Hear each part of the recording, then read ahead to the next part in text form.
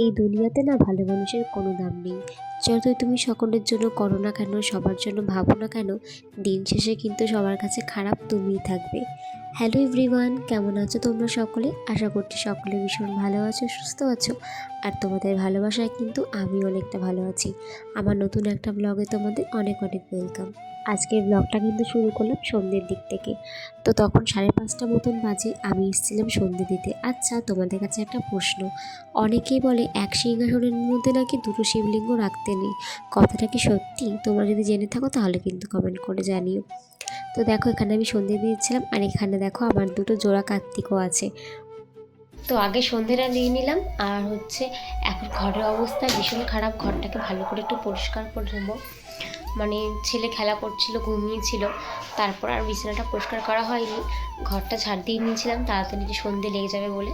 এখন ভালো করে বিছানাটা পরিষ্কার করব, কারণ একদম নোংরা হয়ে রয়েছে। আর এদিকে দেখো, আমার ঘরে কিন্তু একটা বড় মা আছে, দেখেছো? এই ফটোটা আমি অনেক দিন আগে বাঁধিয়েছিলাম। তো আমার ভীষণ ভালো লাগে বলে আমি ঘরে রেখে দিয়েছি। অনেকে বলে বেডরুমে নাকি ঠাকুর রাখতে নেই, তবে জানি না সত্যি না মিথ্যে, তবে আমি রাখি। কেননা বেডরুমে ঠাকুর না থাকলে কেমন একটা পজিটিভ ভাইব আমার কাছে আসে না। তো সেই জন্য এখানে একটা বড় মার ছবি লাগিয়ে রেখে। দেখো বিছানার অবস্থা, সব পরিষ্কার করবো। এই বিছানাটা, এই ঘরের অবস্থা তো খারাপই আছে, সাথে এই ঘরটার অবস্থা হবে। এখানে অনেক কাজ আছে, দুটো ঘর পরিষ্কার করব, আর তারপর সোনার খাবার বানাতে হবে। সন্ধ্যা হয়ে গেছে, ওকে টিফিন খাওয়াতে হবে। এখনও ঠাম্মি ওকে একটু রেখেছে, সন্ধ্যাটা সবাই দিয়ে আসলাম।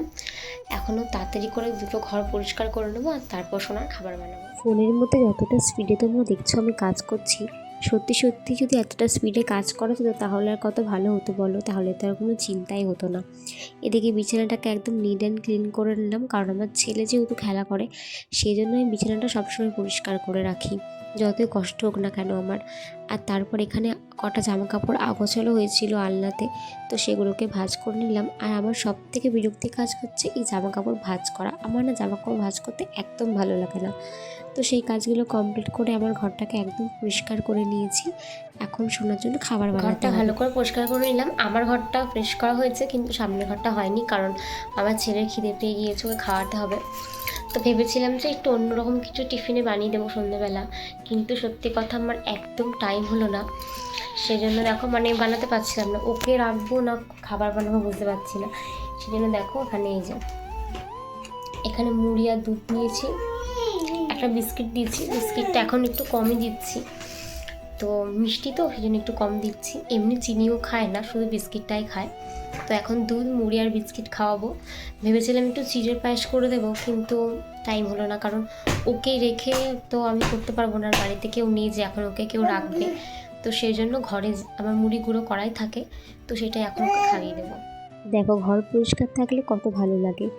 আমার ঘরটা তো পরিষ্কার আগেই করে নিয়েছিলাম। এদিকে ছেলে খেলা করছিল, ও খেলা করতে করতে আমি এই ঘরটাকেও পরিষ্কার করে নিয়েছি।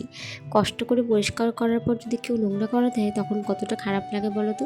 খারাপের থেকে বেশি আমার রাগ হয়।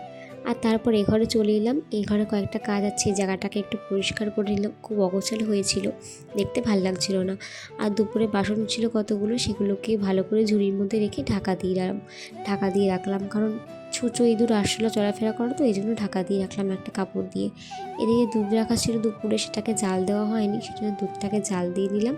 আমাদের পাড়াতে কার্তিক পুজো, তো সেখানেই শোনা গেছে ওর বড় মার সাথে একটু ঘুরতে। আর এদিকে দেখো, আমি নিয়ে এসেছি এখন চা করে। ওই ঘরে বাবুকে চা করে দিলাম, আর আমি একটু চা নিয়ে আসলাম। কতগুলো কাজ ছিল ওই ঘরে, সেগুলো কমপ্লিট করে একটু চা করলাম। আর এখন বসে বসে একটু চা। আবার তুমি তো ঘুরে আসলে, আবার কোথায় যাচ্ছ? তোমার ঠান্ডা দেখো, খাটের থেকে নামছে কিরম করে, দেখো এত রিক্সি এখন ওকে খাটে রাখা, খাটের থেকে দেখো কিরম করে নেমে যাচ্ছে। এরপর ছেলের সাথে একটু টাইম স্পেন্ড করছিলাম। আমি যতক্ষণ ফ্রি থাকি ওর সাথে কিন্তু সবসময় সময় কাটাই। আর তারপর এখানে দেখো, রুটি করার জন্য আমি আটাটাকে মেখে নিয়েছি। ওদিকে মা তরকারি বানাচ্ছে, ভাত আর তরকারি করছে, আর আমি এখানে রুটিগুলোকে বেলে দিচ্ছিলাম যাতে একটু তাড়াতাড়ি হয়। আর আমার সোনা দেখো এখানে বসে বসে চুপচাপ খেলা করছে। এদিকে সোনা দেখো এত দুষ্টামি করছে। আর এখন না বেশ রাত হয়ে গেছে, ওই 15টা মতন বেজে গিয়েছে। সোনার খাওয়ার টাইম হয়ে গেছে। ও একটু 8:30-8টার মতো খেয়ে নেয়, আজকে একটু দেরি হয়ে গেল।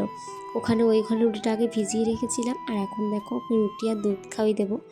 আর দেখো কীরকম দুষ্টামি করছে, বিস্কিট নিয়ে সারা বিছানায় বিস্কিটের গুঁড়ো ছড়িয়েছে, খায় তো না, সব নষ্ট করে। সেই কত গল্প বলে বলে ওকে দুধ রুটি খাওয়ালাম, আর তারপর দেখো এখানে একটু জল খাওয়াই দিচ্ছিলাম। জল একদমই খেতে চায় না, আমি জোর করে করে জল খাওয়াই, জানে না তো। দেখো কীরকম করছে, নিবেলটাকে মুখে নেয়, নিয়ে নিয়ে চিবোয়, একদম জল খেতে চায় না। সোনা 9:30-9টার মধ্যে ঘুমিয়ে পড়ে, তবে আজকে 10টা বাজিয়ে দিয়েছে। আমিও সেরকম জোর করিনি।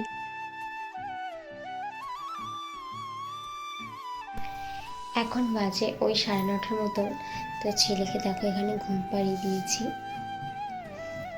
ছেলে এখানে ঘুমিয়ে পড়েছে, মশারি টশারি টাঙিয়ে দিয়েছি। আর এখানে এই যে রাতের খাবারটাও এখানে এনে রেখেছি।